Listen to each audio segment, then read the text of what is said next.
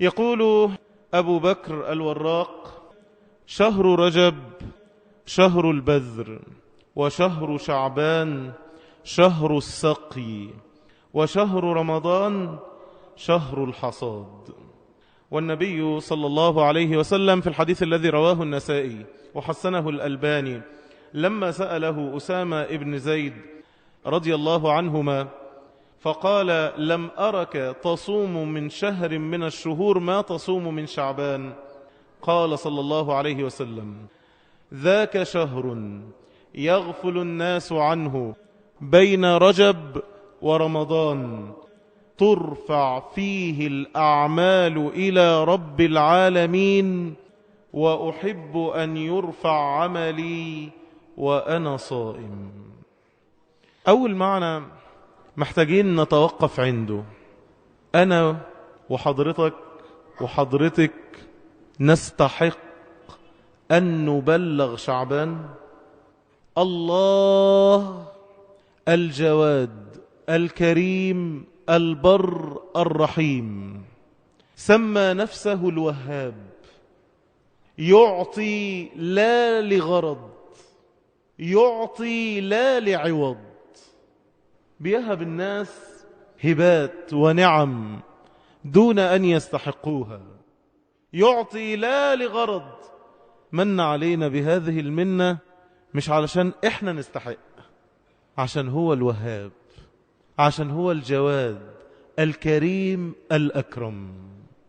فأول معنى تقف عنده وإحنا في أوائل شعبان: والله لا نستحق هذه النعمة، إن ربنا يبلغنا هذا الشهر الفضيل الذي هو بمنزلة السنة القبلية قبل رمضان. تقدر تقول عليه المراجعة النهائية قبل موسم الحصاد. خلاص قربنا نوصل لشهر الغنيمة، فعشان ربنا يمن علينا بهذا الشهر، واسأل الله تعالى أن يبلغنا وإياكم رمضان، يبقى الوقفة الأولى أن تستشعر اسمه الوهاب الذي يعطي لا لغرض ولا لعوض. الوقفة الثانية إنك تستشعر هذه النعمة فتؤدي لله شكرها.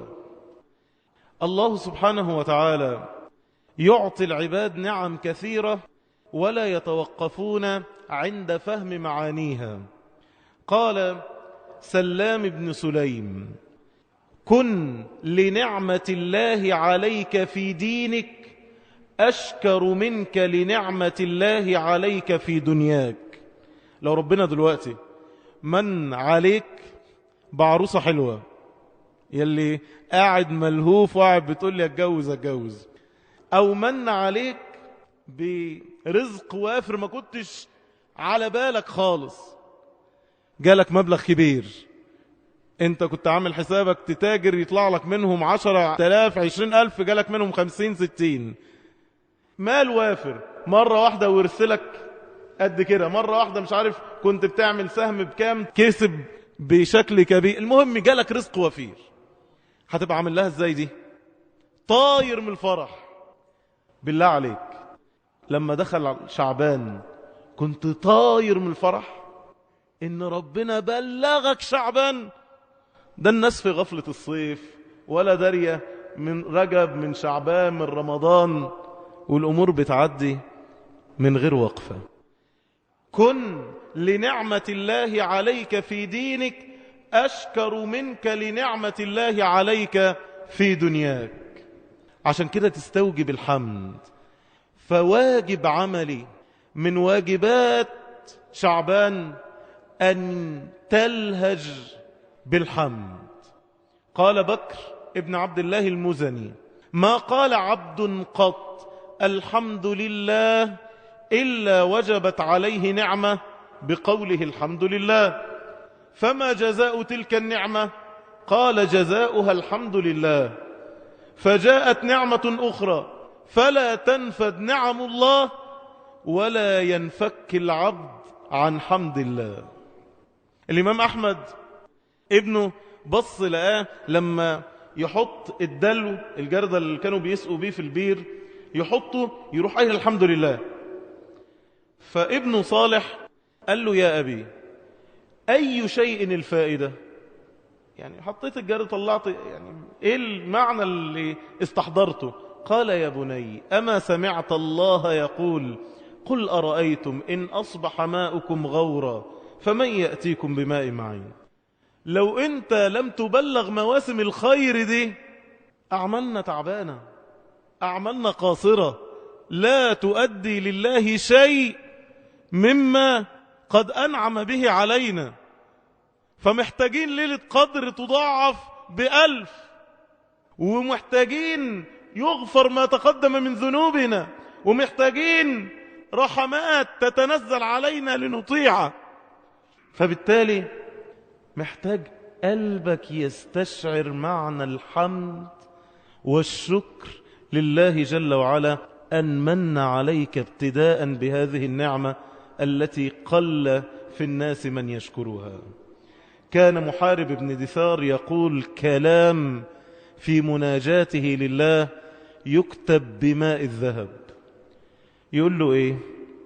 أنا الصغير الذي ربيته فلك الحمد، أنا الضعيف الذي قويته فلك الحمد، أنا الفقير الذي أغنيته فلك الحمد، أنا الساغب الجائع العطشان الذي أرويته وأشبعته فلك الحمد، أنا العاري الذي كسوته فلك الحمد، أنا العبد الآبق الذي هديته فلك الحمد.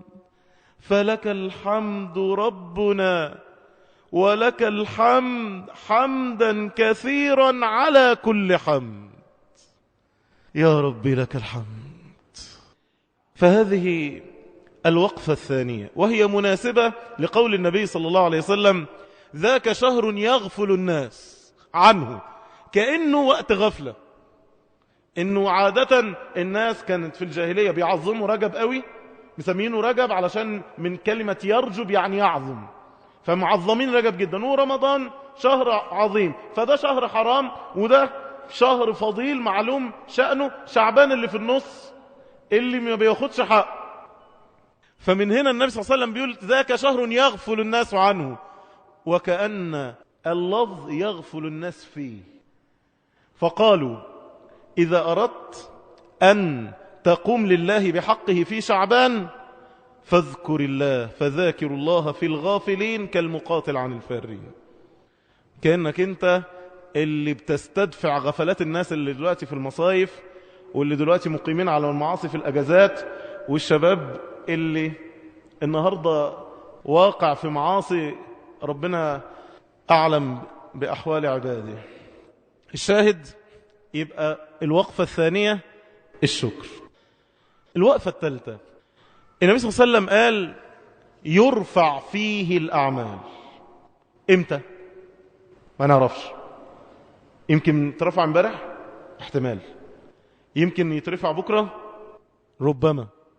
يمكن في آخر يوم في شعبان، الله أعلم.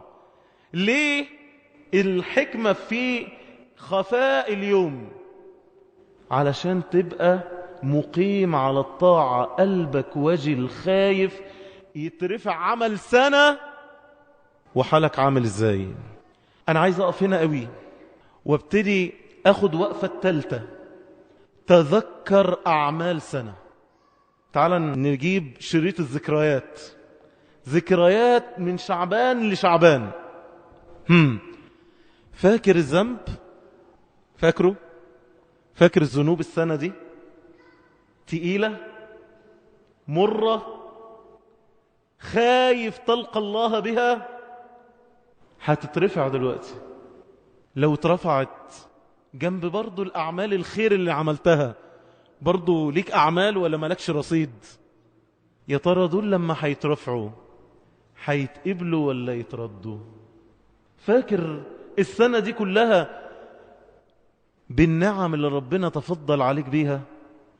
فاكر الابتلاءات اللي ربنا امتحنك بيها علشان يتعرف انت صادق ولا كذاب؟ عملت فيها ايه؟ فاكر وقفت مع نفسك وقفات السنة دي ورجعت حساباتك وغيرت أمور كتيرة في حياتك، ولا أنت محلك سر؟ وقفة من وقفات مكة ربنا يقول ولقد علمنا المستقدمين منكم ولقد علمنا المستأخرين. الألف والسين والت الجماعة بتوع اللغة بيقولوا ايه؟ تفيد الطلب، كأن في ناس بتطلب التقدم وفي ناس بتطلب التأخر. معنى الآية أن ربنا يعلم الأولين والآخرين، والسياق باللفظ ده يديني المعنى ده، إن في ناس تريد أن تتقدم إلى رب العالمين، في ناس بتجري لربنا، في ناس بتسابق لله، في ناس بتتنافس لله، وفي ناس عاجبها القعود، رضوا بالحياة الدنيا واطمأنوا بها. فرح المخلفون بمقعدهم خلاف رسول الله، فرحان انه بيجي في الاخر. بعيد، يا ترى انت منهم، من المستقدمين ولا من المستأخرين؟ وقفة راجع فيها كل اللي عملته هيترفع ده كله. طب انا عملت ذنوب تقيلة، انا خايف لو اترفعت دلوقتي يبقى الوضع عندي ايه يوم القيامة يوم الحساب. الحق دلوقتي وجدد توبتك، يمكن يترفع العمل وانت على الحال ده، يغفر ذنبك وتؤجر وتكون عند الله بالمنزلة. ايه اللي هيترفع لك؟ دي وقفة لازم نقف فيها لمحاسبة أنفسنا. حاسبوا أنفسكم قبل أن تحاسبوا. طيب أنا عملت أعمال مش عارف، طيب أنا الحمد لله يعني كنت بحاول أتقرب لربنا، بس يا ترى العمل ده قبل ولا لم يقبل؟ لا يقبل حتى تخاف ألا يقبل. شفت المعنى ده؟ ما يتقبلش. ليه؟ ربنا قال كده والذين يؤتون ما آتوا وقلوبهم وجلة. قلبه هيتقطع، قلبه خايف، قلبه متكسر، وجل، خاضع، ذليل لرب العالمين، ألا يقبل عمله. والذين يؤتون ما آتوا وقلوبهم وجلة. ليه؟ لأنه عارف أن النهاية عنده، عارف أن الأول هو الله والآخر هو الله، إن إلى ربك الرجعى.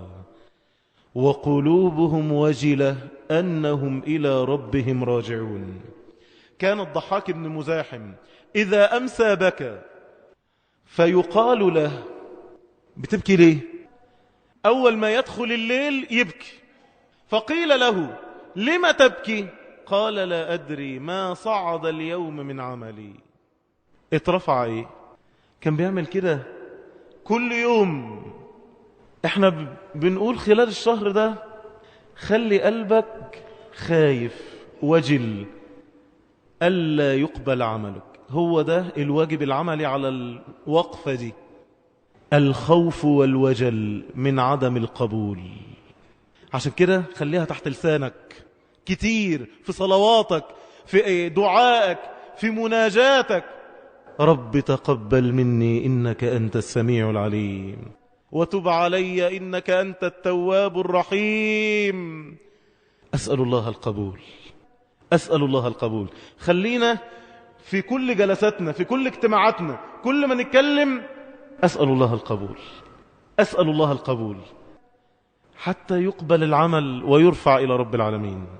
كان إبراهيم النخعي، شوفوا بيوت الصالحين يعملوا إيه، يبكي هو وامرأته ويقول، الكلام ده كل اثنين وخميس، يقول اليوم تعرض أعمالنا على الله، اليوم تعرض أعمالنا على الله عز وجل، فأخاف ألا تقبل.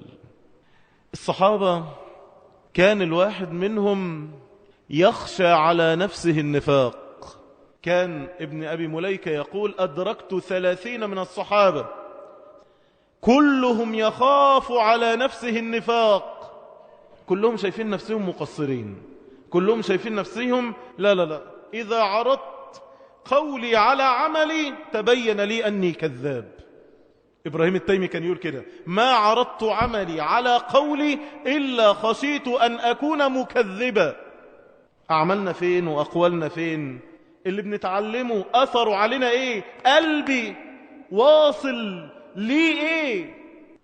هو ده. عايز تعرف ماذا سيرفع لك؟ عايز تعرف قيمتك عنده إيه؟ كان ميمون ابن سياه يقول: من سره أن يعلم منزلته غدا فلينظر ما عمله في الدنيا فعليه سينزل. غالب حالك ايه؟ غالب حالك الدنيا مقطع قلبك وشاغل قلبك بالفلوس وشاغل قلبك بالوظيفة وشاغل قلبك بالدراسة وشاغل قلبك بي وبي وبي وبي ولا تنفك عنها. بتصلي بتفكر في الحاجات دي، بتعمل أي طاعة من الطاعات برضو عقلك مشغول بيها. يبقى حالك عامل ازاي؟ الدنيا التي لا تساوي عند الله شيء عندك هي كل شيء. اللهم لا تجعل الدنيا أكبر همنا ولا مبلغ علمنا. طب ده ينفع يترفع؟ يترفع ايه؟ عمل مشوب، عمل تعبان، عمل مليان شوائب، ده يرفع؟ ماذا سيرفع لك يا عبد الله في هذا الشهر؟ خلونا نفهم الحكمة ومنها ناخد الواجبات العملية برضو على موضوع رفع الأعمال. هو ليه الأعمال بتترفع؟ ليه الأعمال بتترفع لرب العالمين؟ عندك رفع يومي، يتعاقبون فيكم ملائكة بالليل والنهار. امتى وامتى؟ عصر وفجر، ادي عرض يومي. وعندك عرض أسبوعي، عندك الاثنين والخميس. وعندك عرض سنوي كل شعبان. ايه الفايدة؟ قالوا خلوكم معايا بقى في الحكم دي، حكم رفع الأعمال عشان نفهم هنعمل ايه. أول شيء قالوا ترفع الأعمال إلى رب العالمين لتشفع لصاحبها. ربنا بيرفع الأعمال علشان يكون فيهم عمل يشفع لك فيغفر لك ذنوب السنة، يشفع لصاحبها. طب أنهي عمل بقى إن شاء الله اللي هيشفع لك في شعبان؟ إيه الأعمال المشفعة؟ خد عندك واحد. أول شيء دوام الذكر، لا سيما التسبيح والتهليل والتحميد، البقيات الصالحات، سبحان الله والحمد لله ولا إله إلا الله والله أكبر. اسمع الحديث. قال صلى الله عليه وسلم، حديث رواه ابن ماجه صححه الألباني: إن مما تذكرون من جلال الله. بص، وانت بتذكر معظم ربك، خدها لطيفة، وانت بتركع بتقول ايه؟ سبحان ربي العظيم. قل له يا رب، يا رب بلسان قلبك يعني مش بلسانك. قل له يا رب أدخل هذا الاسم في قلبي، خلي اسمك العظيم في قلبي. وانت بتقول سبحان ربي العظيم، يا رب العظيم في قلبي، عشان تبقى معظم ربك. إن مما تذكرون من جلال الله التسبيح والتهليل والتحميد.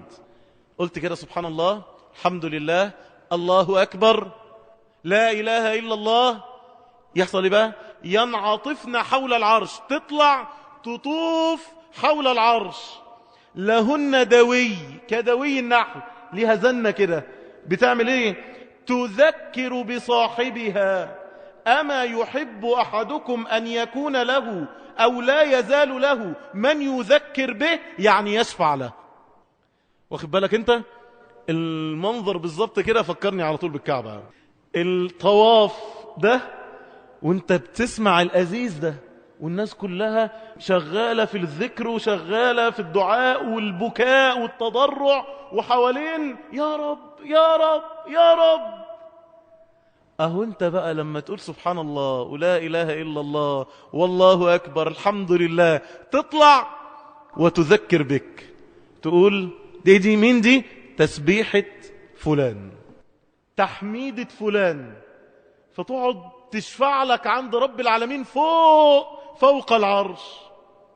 يبقى محتاجينها دي في شعبان عشان تشفع لنا. 2، قال صلى الله عليه وسلم: إن سورة من كتاب الله ما هي إلا 30 آية شفعت لرجل فأخرجته من النار وأدخلته الجنة. سورة تبارك، سورة تبارك، سورة الملك، سورة اسمها الشافعة. إيه المطلوب؟ تقرأها كل ليلة. يحصل إيه؟ تشفع لك وتنجيك من عذاب القبر. عايزينها دي عملي كل ليلة من الليالي، تقرأها بنية يا رب وعملي بيرفع، أهو في شافع يشفع لي. تمام؟ 3، قراءة آية الكرسي. قراءة آية الكرسي فيها فضائل كثيرة جدا، والنبي صلى الله عليه وسلم أوصانا أن نقرأها دبر كل صلاة، وأن نقرأها صباح مساء، وأن نقرأها عند النوم. النبي صلى الله عليه وسلم في الحديث الذي رواه الإمام أحمد وابن أبي شيبة وصححه الألباني قال في آية الكرسي: والذي نفسي بيده إن لهذه الآية لسانا وشفتين. النبي بيقول والله العظيم والله العظيم آية الكرسي لها لسان وشفتين. تصدق؟ صلى الله على النبي محمد صلى الله عليه وسلم. لها لسان وشفتين، بتجسد بشيء فوق لا ندريه عند رب العالمين. ليه لسان وشفتين؟ زي الحجر، ما أنا مش قادر كل شوية تيجي الحجر الأسود كذلك له لسان وشفتين، يشهد لكل من استلمه بحق. الحمد لله قبلت الحجر. لسانا وشفتين تقدس الملك عند ساق العرش. معنى كده آية الكرسي اللي انت بتنطقها دي تترفع فوق وهي تبجل الله سبحانه وتعالى. آية الكرسي بتاعتك اللي انت قريتها اللي انت لسه ذاكرها دلوقتي بتترفع فوق، تقعد هي تحمد الله بالنيابة عن حضرتك. ايه رأيك؟ تقدس الملك سبحانه وتعالى عند ساق العرش. طيب خدنا اهو 3 حاجات تشفع لنا. قالوا الحكمة التانية من حكم رفع الأعمال، أول حاجة إنها تشفع لك، تاني حاجة أن يتباهى الله عز وجل بعملك في الملأ الأعلى. يا ربنا يتباهى بعملي، ده أنا عملي تعبان والله.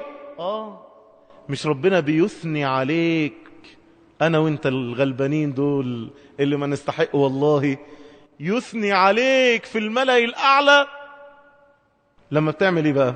تعال ناخد الواجبات العملية عشان يترفع العمل. مش هم دول بنو آدم اللي الملائكة قالوا أتجعل فيها من يفسد فيها ويسفك الدماء ونحن نسبح بحمدك ونقدس لك؟ العبيد دول برضو بيسبحوا ويقدسوا.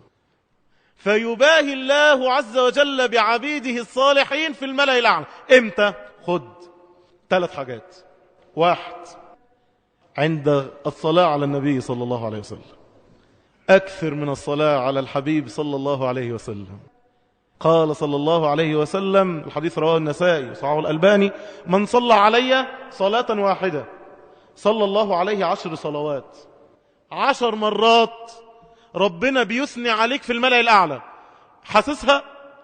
لما يقول محمد ولا أحمد ولا حسين ولا علي ولا كذا فلان، وربنا رب هذا شأنه، رب الجلال والإكرام سبحانه، الله العظيم الجليل القدوس، الله يثني عليك أنت باسمك في الملأ الأعلى.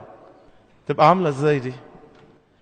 استنى، هم مش بس كده، مش 10 مرات ثناء، مش بس، ويحط عنه بها 10 سيئات ويرفع. أيوة يرفعه مع رفع العمل وانت بتترفع انت كمان، ويرفع بها 10 درجات. صلى الله على النبي محمد. صلى الله عليه وسلم. اللهم صل وسلم وبارك على نبينا وحبيبنا محمد صلى الله عليه وسلم. هذا أمر. الأمر الثاني، عشان يباهي الله عز وجل بك، اشتغل بقى في قيام الليل. ولاحظ ان احنا محتاجين نقيم كده كده. اللي بقى مخلع ومش مظبط بقاله قد كده، خلاص انت داخل على ثمرة من قام رمضان ايمانا واحتسابا غفر له ما تقدم من ذنبه. اشتغل بقى في القيام. هاخد فيها نيتين اهو، نية الاستعداد لرمضان، تمام، والنية دي. اسمع الحديث ده، روى الإمام أحمد وابن حبان واللفظ له وصححه الألباني عن عقبة بن عامر قال: سمعت رسول الله صلى الله عليه وسلم يقول: الرجل من أمتي يقوم من الليل، بص يعالج نفسه إلى الطهور. يعني بيتقايم من تعبان وبتاع، بعدين تقول بسم الله بسم الله الحمد لله الحمد لله، وتبتدي تحمد ربنا سبحانه وتعالى الذي أقامك والذي أحياك بعدما أماتك وإليه النشور. الحمد لله الذي أحياني بعدما أماتني وإليه النشور.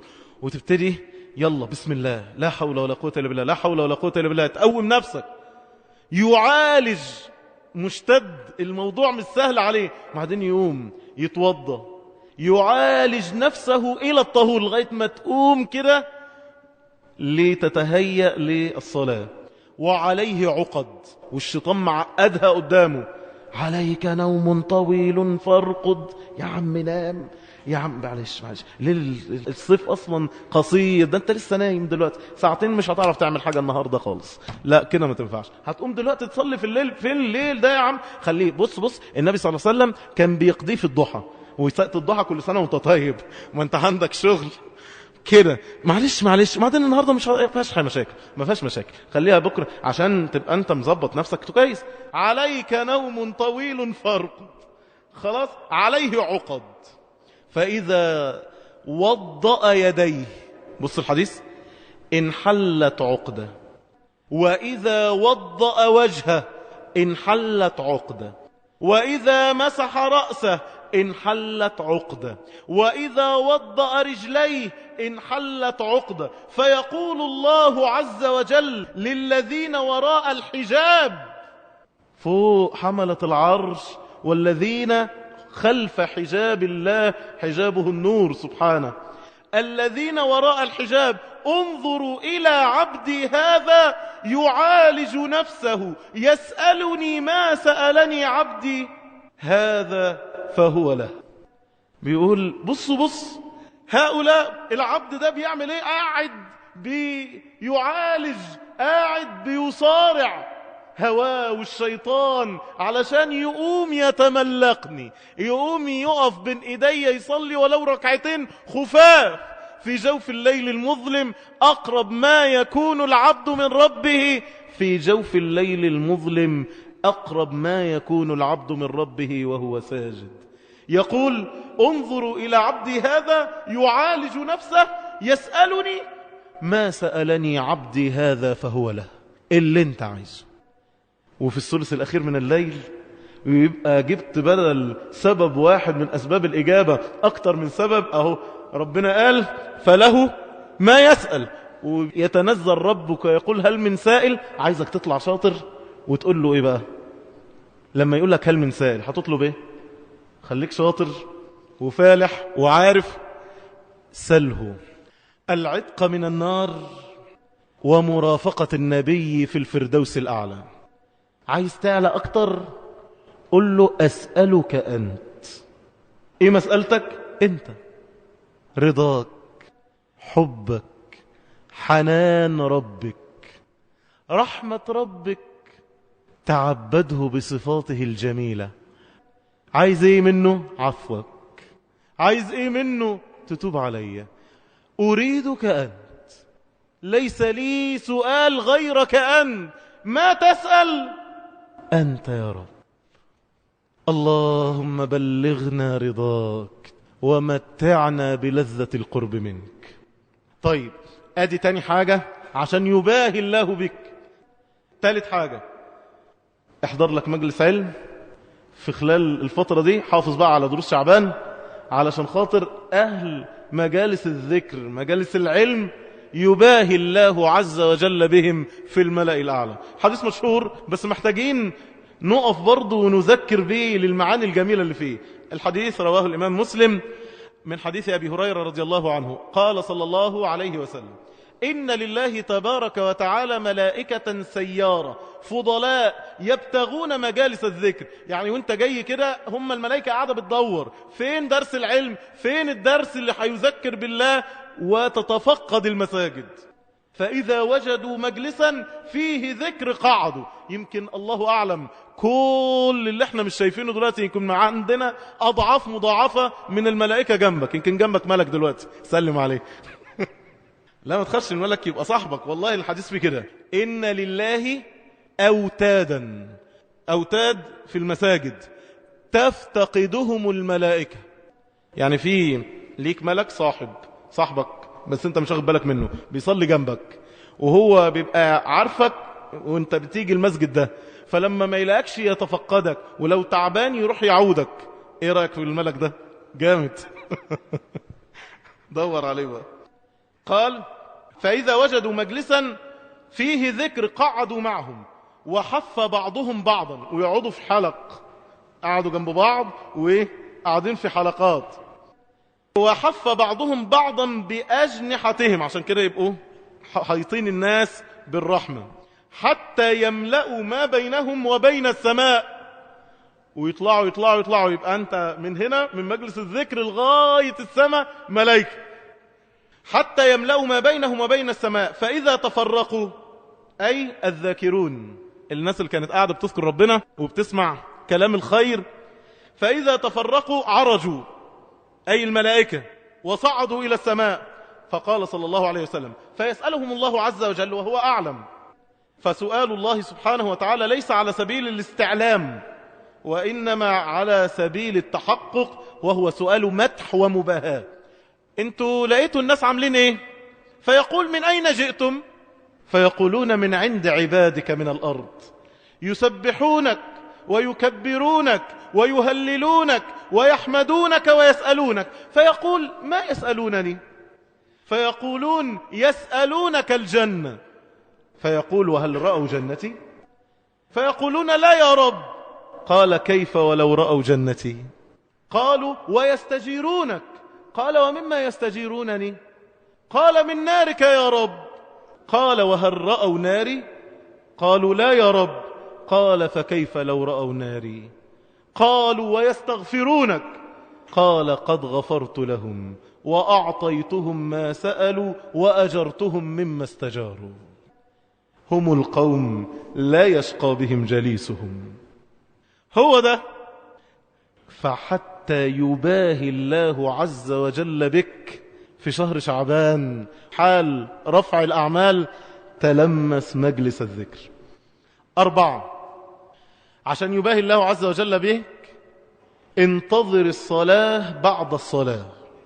روى ابن ماجه وصححه الألباني عن عبد الله بن عمرو رضي الله عنهما قال: صلينا مع رسول الله صلى الله عليه وسلم المغرب، فرجع من رجع وعقب من عقب، فجاء رسول الله صلى الله عليه وسلم مسرعا قد حفزه النفس وقد حسر عن ركبتيه. واخدين بالكم من القصة؟ النبي صلى الله عليه وسلم صلى المغرب، فناس مشيت والنبي قام صلى الله عليه وسلم، وناس لسه قاعدة في المسجد.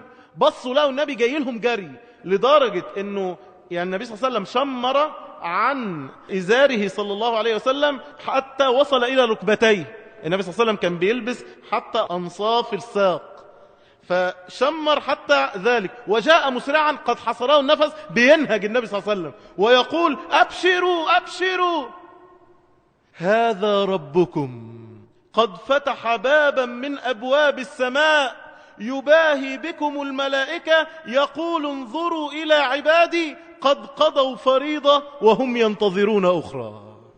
اللي مشوا خلاص، التانيين بقى اللي هم قاعدين النبي جالهم جري يقول لهم: أبشروا، ربنا فتح لكم باب في السماء وبيباهي بيكم، بيقول: بص هؤلاء العباد صلوا صلاة ولسه مستنين التانية. فعشان يباهي الله بك لازم من دلوقتي ما بين صلاتين انت غلبان، من المغرب والعشاء ما عندناش غيرهم، بعد كده هتبقى طويلة، فصلي المغرب واقعد لغاية العشاء. ادي حال. والله انت راجل جدع وعايز تاخد ثواب عظيم جدا جدا وتعتق بسببه ان شاء الله من النار، تجلس جلسة العصر، تجلس من العصر الى المغرب تعتكف في المسجد اذا كان مع وقتك يسمح لك بكده. لان النبي صلى الله عليه وسلم اخبر انه من جلس بعد صلاة العصر يذكر الله عز وجل كانت كعتق 4 رقاب من ولد إسماعيل. فالشاهد أنا دايما أقول إيه؟ أعتق تعتق. اعمل حاجة تبقى سبب لعتق رقاب بيها إيه؟ تعتق. كنا بنقول لهم في مكة كده، النبي صلى الله عليه وسلم قال من طاف بالبيت أسبوعا ثم صلى ركعتين كان كعتق رقبة. قلت له طوف كل طوفة وقول له قربت. خلص الشوط وانت بتقول بسم الله الله أكبر، قلبك يقول قربت لسه. خد الشوط الثاني وقول له قربت لسه، الثالث الرابع لغاية السابع يا رب قربت، وقوم صلي ركعتين. اعرف كده ان انت كتب لك ثواب عتق رقبة. قول له بقى اعتق رقبتي انا من النار. فاهمين المعنى؟ حسوا المعنى وانت بتأدي، أدي وقلبك حاضر. فهذا سبب من الأسباب. احنا واخدين كذا حاجة اهو، خدنا 3 حاجات في الحكمة الأولى وخدنا 4 حاجات في الحكمة الثانية. طب الحكمة الثالثة ليه الأعمال بتترفع؟ قالوا لإعلام حملة العرش ومن حوله من الملأ الأعلى بهذه الأعمال ليدعون الله لك، عشان لما تترفع يدعو لك. هذا مصداق قول الله تعالى الذين يحملون العرش ومن حوله. لا دي تتسمع. الذين يحملون العرش ومن حوله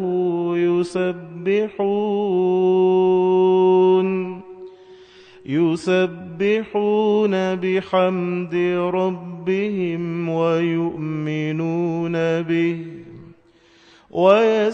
ويستغفرون للذين آمنوا ربنا وسعت كل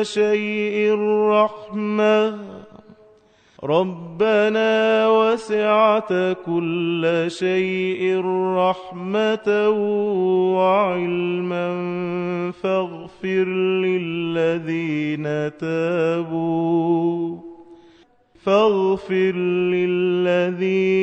تابوا واتبعوا سبيلك. بيستغفروا لكم، بيقولوا يا رب انت ارحم الراحمين وسعت كل شيء رحمة وعلما. احنا الغلابة التائبين لك يا رب، فاغفر للذين تابوا واتبعوا سبيلك وقهم عذاب الجحيم وقهم السيئات ومن تق السيئات يومئذ فقد رحمته. شفتوا معنى جميل قوي ازاي؟ لما بقى يا لو انت عملك فعلا لما يرفع يباهى بيه، بص تبقى عامل ازاي فوق حملة العرش اللي ربنا اصطفاهم بهذا المنزلة العظمى. معنى جميل قوي مش قادر اسيبه واحنا بنقول حملة العرش. ابن القيم بيقول ايه؟ نقل عن شيخ الاسلام الكلام ده في الوابل الصيب، وهو بيذكر فائدة القوة التي يجدها الذاكر لله. بيقول لما خلق الله عز وجل العرش وخلق الله عز وجل حملة له، فقالوا لله يا رب كيف نحمل عرشك وعليه عظمتك وجلالك؟ قال قولوا لا حول ولا قوة إلا بالله. فقالوها فحملوه. فإذا استصعبت عليك مسألة قل لا حول ولا قوة إلا بالله. المهم حملة العرش اللي بهذه المنزلة العظيمة الشريفة بيستغفروا لك وبيدعوا ليك وبيقولوا يا رب قهم السيئات اللي احنا قاعدين بنشتكي منها في الأرض، وبنقول يا رب اعمل ايه؟ الذنوب اللي مش عارف انفك منها، الذنب اللي انا مدمنه يا رب، الحاجات اللي انا نفسي اتوب منها يا رب مش عارف. يقولوا وقهم السيئات. ولو حصل كده ومن تق السيئات يومئذ فقد رحمته. فهذه الحكمة في أن يرفع هذا العمل، يرفع العمل فتستغفر لك حملة العرش. يبقى المطلوب عملي ايه؟ انظر فيما سيرفع لك. خليك بقى ارفع حاجة يباهى بيها وتوافق المعنى ايه؟ الدعاء وطلب المغفرة بالاستغفار. هم هيستغفروا لك، انت استغفر انت كمان في الارض. هم هيدعوا لك، انت كمان ادعوا في الارض. 4 من الحكم قالوا ترفع الاقوال والاعمال. ليه؟ لتسجل في الدواوين العالية للمقربين. مش ربنا قال كلا إن كتاب الأبرار لفي عليين وما أدراك ما عليون؟ كتاب مرقوم مسجل. فلما يجي يترفع كتابك يا رب يا رب يا رب اجعل كتابنا في عليين، لما يترفع كتابك ويكون مرقوما في عليين، لأنك كنت بتعمل إيه بقى؟ كنت بتتقرب له. واجب عملي عليها إيه دي؟ إزاي تقرب له عشان يترفع العمل وتبقى كتابك يكتب في عليين؟ كلا لا تطعه واسجد واقترب. قرب له بسجدة، قرب له بسجدة، اسجد له سجدة شكر. كان إذا جاءه ما يصر به سجد. وأحلى حاجة تصر بيها إنه يختصك برحمة ونعمة. وإحنا دلوقتي اهو بلغنا نعمة شعبان وقلوبنا مشتاقة إنه يا رب بس أطل في عمرنا حتى نبلغ رمضان. فالنعمة دي محتاجة شكر، فمنها اسجد شاكرا لله سبحانه وتعالى. هتطلع أجدع، قوم بقى صليهم ركعتين اللي احنا متفقين عليهم بتاع القيام دول، وانت ساجد فضفض وناجي واتكلم وقول وتودد له. تمام؟ عشان يرفع العمل وتكتب في عليين، ولا يكون الأمر الأخرى. كلا إن كتاب الفجار. بص كلمة فجر، عارف لما تيجي تقول كلمة انفجر النهر عمل ازاي؟ انفجر، يعني كان مكتوم كده ومرة واحدة بقى حاجة جامدة قوي كبيرة قوي لها قوة كبيرة قوي. اهي مادة فجر دي بتحسسك بالمعنى ده. بقى فاجر لانه تعدى الحدود قوي، لانه ربنا كان حايل بينه وبين الذنوب قوي، وهو كسر ده كله علشان خاطر الذنب ده والمخالفة دي والمعصية دي، فصار فاجر. كلا إن كتاب الفجار لفي سجين. يطلع العمل انت تتسجن في الأرض في شهواتك، مش عارف تقوم خالص. بلى من كسب سيئة وأحاطت به خطيئته، السجن ده، وكتابك فوق برضه مسجون. لفي سجين وما أدراك ما سجين كتاب مرقوم ويل يومئذ للمكذبين. هذه الحكمة الرابعة. قالوا الحكمة الخامسة، ربنا قال إيه؟ إليه يصعد الكلم الطيب والعمل الصالح يرفعه. قالوا عشان يحصل غربلة للأعمال. العمل كل شوية بيترفع رفع سنوي علشان يميز طيب من خبيث. فيا ترى هيبقى الصاعد الكلم الطيب والعمل الصالح ولا شيء آخر؟ طيب تعالوا نجاوب على سؤال محاضرتنا: كيف سيرفع عملك؟ اتفقنا على كام حاجة عملية، اتكلمنا على أكتر من معنى في معاني الحكمة وخدنا عليها واجبات عملية. أنا بقى عايز أخد واجبات قلبية يترفع العمل وانا جوه ازاي. النبي صلى الله عليه وسلم اختار من الأعمال الصالحة كلها، لاحظوا المعنى، الصيام. قال فأحب أن يرفع عملي وأنا صائم. إيش معنى؟ أول ملاحظة، يبقى العمل هيترفع في النهار مش في الليل، صح؟ النبي بيقول وأحب أن يرفع عملي وأنا صائم، هو مش هيبقى صائم بالليل، يبقى العمل هيترفع بالنهار. معنى كده ان انت تهتم بنهار شعبان قوي. طب والليل؟ ما هو الليل من أصلح ليله أصلح الله له نهاره. مش يعني خلاص يبقى انت هتشتغل في النهار وتنام في الليل، لا بالعكس. وجاي معانا في نهار الصيف اللي هو أطول والليل اللي هو أقصر، عشان يبقى عملك في الليل تصلي لك ركعتين وتقول ذكرك وتقول أذكار نومك زي ما اتكلمنا، وتتهيأ للنهار لأنه ده وقت رفع العمل. ده أول حاجة. المعنى الثاني لما نتدبر الصيام، إيش معنى اختار الصيام؟ قالوا لأنه العبادة الوحيدة اللي تستحوذ الوقت كله، من الفجر لغاية المغرب انت صايم، يبقى انت بتعمل ايه؟ متعبد لله سبحانه وتعالى. دلوقتي انت صايم، كل ثانية انت بتعديها وانت صايم مأجور عليها، لأنك مقيم على طاعة. عشان كده مزية الصيام إن الصيام في شعبان. النبي صلى الله عليه وسلم كما تعرفون كان يصوم شعبان كله، يعني أغلبه كان يصوم شعبان إلا قليلا. فعايزك بقى إيه؟ أسبوع صيام، مثلا تصوم لك من السبت لغاية الجمعة، ومثلا تفطر الجمعة، صوم يوم وافطر يوم، صوم يومين وافطر يوم، يبقى 20 يوم. النبي صلى الله عليه وسلم كان يصوم شعبان إلا قليلا. كلمة قليل معناه إنه ما يوصلش للنص. معنى كده النبي صلى الله عليه وسلم بيصوم 16 يوم 17، لا 20 25، كتير جدا. فيبقى غالب حالك الصيام في شعبان. طيب خلونا نجيب الأحوال كلها. واحد مريض أو عنده قاطع ما يقدرش يصوم. سفيان الثوري كان يقول لا أصوم يمنعني القرآن، ما أعرفش أصوم، لو صمت أبقى ما بعملش حاجة في اليوم، أنام ولا أذكر ولا أشتغل ولا أتعلم، حاله كده. عشان كده أنا عايز أفكر معاك، طب صيام إيه تاني علشان خاطر يرفع عملي وأنا عايز يبقى إيه؟ النبي صلى الله عليه وسلم قال يرفع عملي وأنا صائم. أنا بقى يرفع عملي وأنا إيه لو ما كانش صيام؟ أحب أن يرفع عملي وأنا تائب، فجدد توبتك كل يوم وفي كل نهار. يترفع عملي وقلبي تايب منكسر، حاسس بمدى جرمي. والله يا رب أبوء لك بنعمتك علي وأبوء بذنبي.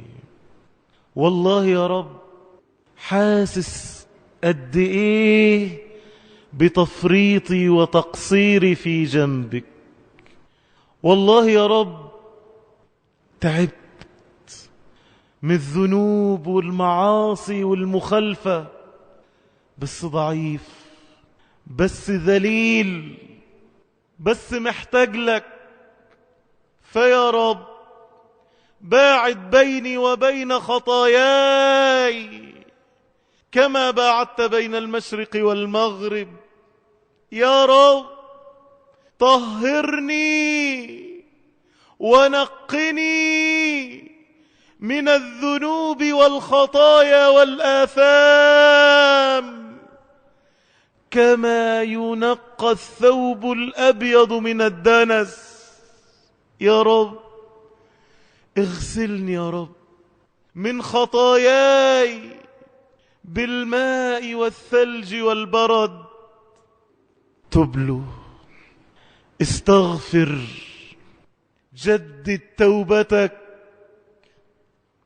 حتى يرفع عملك وأنت تائب.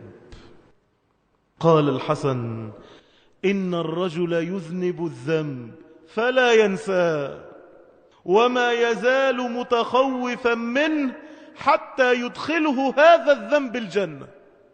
خوفك وجلك من الذنب ده وتجديدك للتوبة عليه يمكن يكون ده سبب دخولك الجنة. وقال أحمد بن عاصم هذه غنيمة باردة، أصلح ما بقي من عمرك يغفر لك ما مضى من ذنبك. فعليك بتجديد التوبة. يبقى واحد كيف سيرفع عملي وأنا تائب. 2 يرفع عملي وأنا ذاكر. قلنا كذا حاجة في المعاني الذكر، قلنا التسبيح والتهليل والتحميد والجلوس في مجالس الذكر معنى رائع ابن القيم بيذكره في طريق الهجرتين، بيقول إن من علامات القبول إن العبد أول ما يفتح عينيه بعد النوم أن يوفق لسانه للذكر. فمعنى هذا أن قلبه بات يقظانا ليس غافل. إنما نمت على إيه؟ آخر حاجة بتنام عليها، آخر حاجة نايم عليها وانت قاعد بتفكر في هموم الدنيا واللي حصل طول النهار والليل والمعاصي والذنوب واللي شاف له واحدة وقاعد بيحلم بيها بلاوي السود. لا لا لا لا، آخر حاجة تنام عليها ذكره. فيبقى آخر حالك قبل أن ترفع روحك ثم ترد بالذكر. فابن القيم بيقول لو لقيته في الموضع ده بيذكر، اعرف ان الراجل ده قلبه ليس بغافل عن الله. يبقى ايه اللي هيحصل؟ اعمل كل عمل بذكر. بيقول ابن القيم برضو ان الذكر يرفع العمل، فالجهاد بذكر أفضل من غيره، الصيام بذكر أفضل من غيره، فالقيام مع كثرة التسبيح والتهليل أفضل من غيره، مع كثرة الدعاء والتضرع أفضل من غيره. وانت قاعد لا يزال لسانك رطبا من ذكر الله، استغفر الله استغفر الله، وانت قاعد بتسمع الدرس واقف لسانك ليه؟ لغاية ما يوفق العبد انه لسانه يلهج وفكره ممكن يكون مركز في حاجة تانية. يبقى انت قاعد بتقرأ كتاب المفروض تبقى مركز قوي ولسانك شغال. سبحان الله الحمد لله. ولا مشايخنا الكبار كلهم تلاقيهم كده. شيخ ابن باز كان لا يرفع لقمة إلا بتسبيحة ولا ينزلها إلا بتحميدة. كل من راه يعرف عنه ذلك. تلاقيه سبحان الله الحمد لله سبحان الله الحمد لله. عشان كده بقى الشيخ ابن باز هو ده الذاكرين الله كثيرا والذاكرات. عايزك أسهل حاجة، أسهل عبادة في الدنيا، مش أكتر من أن أنت بتحرك لسانك. أنا مع عبدي ما تحركت بي شفتاه. يبقى معك سبحان الله الحمد لله لا إله إلا الله سبحان الله استغفر الله صلى الله عليه محمد صلى الله عليه وسلم. لسانك على طول ليلهج بذكر الله. أحب أن يرفع عملي وأنا ذاكر. 3 أحب أن يرفع عملي وأنا شاكر. شاكر للنعمة. عارف شعور إحساس بالنعمة ده يعمل معاك حاجتين: حياء وحب. أنا تديني النعمة دي يا رب، والله أنا يا نهار أبيض، وفي الآخر خالص أنا بفكر في غيرك، وفي الآخر خالص أنا مشغول بغيرك، وفي الآخر خالص أنا بذنب، وفي الآخر خالص أنا بعصي، وفي الآخر خالص أنا غافل عنك. فتستحي يا رب ارحم من لا راحم له سواك، عبدك الفقير ببابك فلا تطرده عن جنابك. فتستحي منه. وفي شعور تاني بقى لما يصطفيك بنعمة والنعمة دي كان نفسك فيها قوي فبتحب انه يكون لك كده. فالمعنى ده لما الواحد يحس بمعنى جميل ويبقى حابب قوي النعمة اللي ربنا أكرمه بيها دي، يرى في النعمة ربه فيزداد حبا له. أنا كنت بقول لما تشوف زوجتك اللي ربنا من عليك بيها وإذا نظر إليها سرته ويستمتع بجمالها، لا ترى جمالها ده ممكن ربنا سبحانه وتعالى يحول بينك وبين الإحساس ده، يصرف قلبك تشوفها زي القرد ولا كأن في حاجة وممكن بعد كده هي عادية مش مشكلة، بس انت شايفها قمر. ايه ده؟ ليه ده؟ النعمة دي القلب كده ساعتها ما تنشغلش باللي قدامك، ما تنشغلش بهذا الجمال، إنما انشغل باللي أنعم بيها ليك، فتزداد حبا له لما تستشعر النعمة.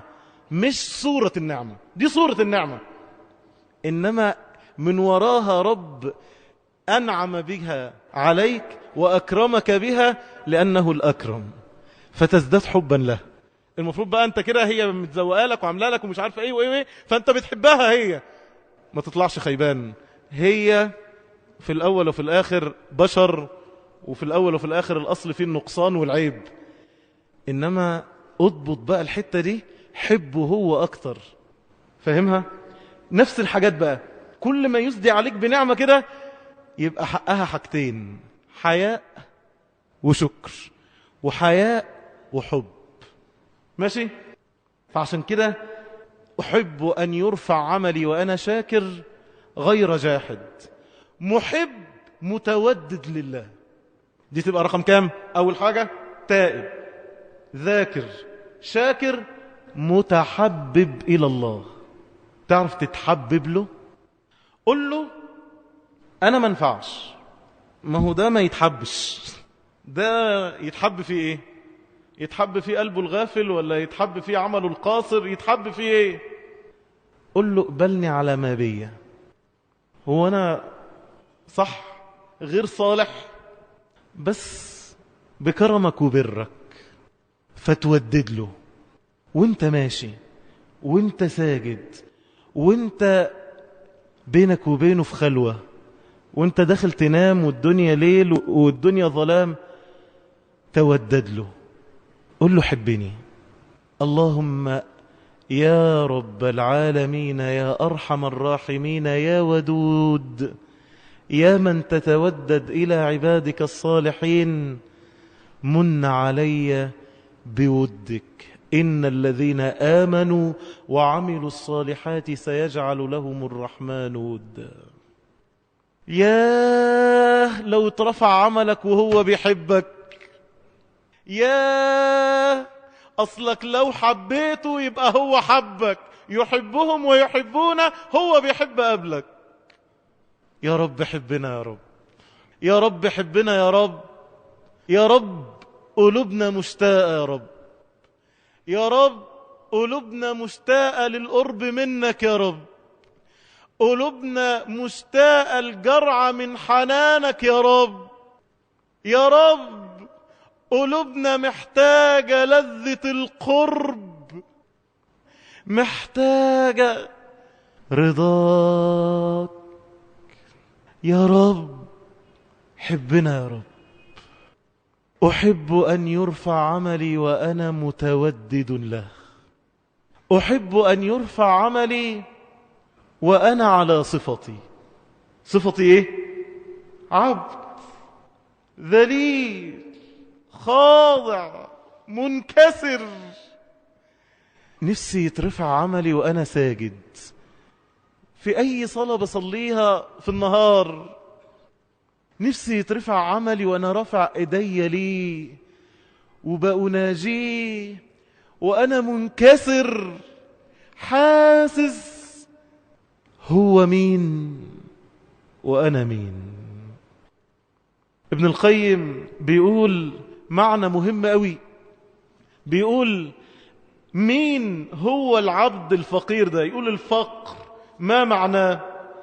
ألا تجد لنفسك شيئا. كلامه بالضبط. حقيقة الفقر ألا تكون لنفسك. أنت شغال لمين؟ قل لي أنت شغال لمين؟ هتصلي الصلاة دي لمين؟ لله. لله ولا عشان يديك كذا أو كذا من اللي أنت طمعان فيه؟ أنت بتتصدق الصدقة ليه؟ عشان أنت بتحبه، ولا علشان يكفيك شر حاجة، ولا عشان أنت عملت لك بلوى سودة خايف تتعاقب عليها؟ أنت بتعمل أي عمل صالح، الشغلانة دي، الدعوة دي، أي عمل، شغال علشان يقال عشان الناس، ولا شغال ليه؟ العبد الفقير ألا تكون لنفسك، مش بتاع نفسك خالص، ولا يكون لها منك شيء. وما فيش حاجة اسمها حظ نفس. لو واحد أغضبك تحلم عشان أنت عبد تعرف أن لك رب حليم، تقول يا رب أحلم عليه عشان تمن علي بحلمك. واحد أساء إليك فتعفو عنه، أصل اللهم إنك عفو تحب العفو فاعف عني. هو المعنى كده. كن ذليلا منكسرا ليرفع عملك وأنت منكسر بين يدي. يرفع عملي وأنا تائب، يرفع عملي وأنا ذاكر، يرفع عملي وأنا شاكر، يرفع عملي وأنا متحبب، يرفع عملي وأنا منكسر بين يديه. يا رب، يا رب بارك لنا في شعبان. يا رب ترفع أعمالنا إليك مقبولة غير مردودة. يا رب ترفع أعمالنا ونحن على ما تحب منا وترضاه. يا رب من علينا في هذه الأيام المباركات بحسن العمل الصالح الذي يدنينا منك يا رب، فنكون عندك من المقربين، فالروح والريحان وجنة النعيم. يا رب تقبل منا إنك أنت السميع العليم، وتب علينا إنك أنت التواب الرحيم. يا ربنا يا ربنا يا ربنا أحبنا. يا ربنا يا ربنا يا ربنا اروي عطش قلوبنا بحنانك.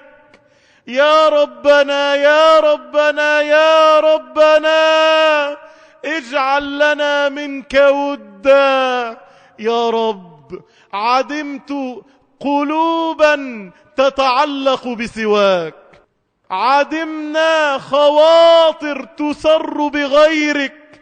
يا رب لا تجعل في قلوبنا حبا إلا لك ولا تعلقا إلا بك.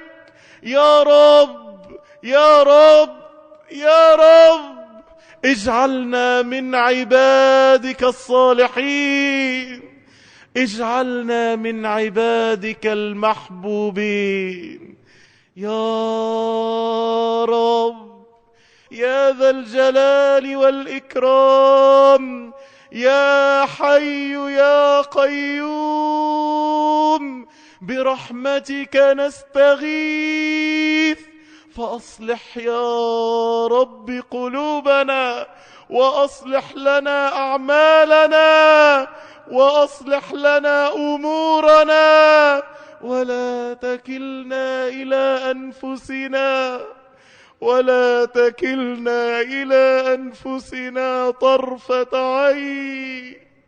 عبيدك بفنائك، مساكينك ببابك، محبوك مرجوك مؤملوك ببابك، فلا تطردهم يا رب عن جنابك، فلا تطردهم يا رب عن جنابك.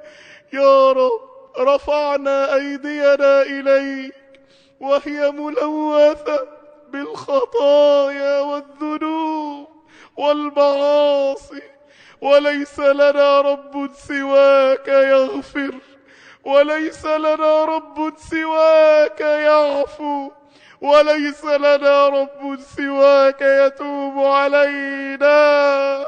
فيا رب اغفر وارحم واعف عما تعلم، واهدنا وتكرم.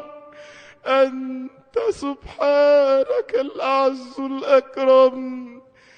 اللهم آتنا من لدنك رحمة، وهيئ لنا من أمرنا رشدا. ربنا آتنا في الدنيا حسنة وفي الآخرة حسنة وقنا عذاب النار.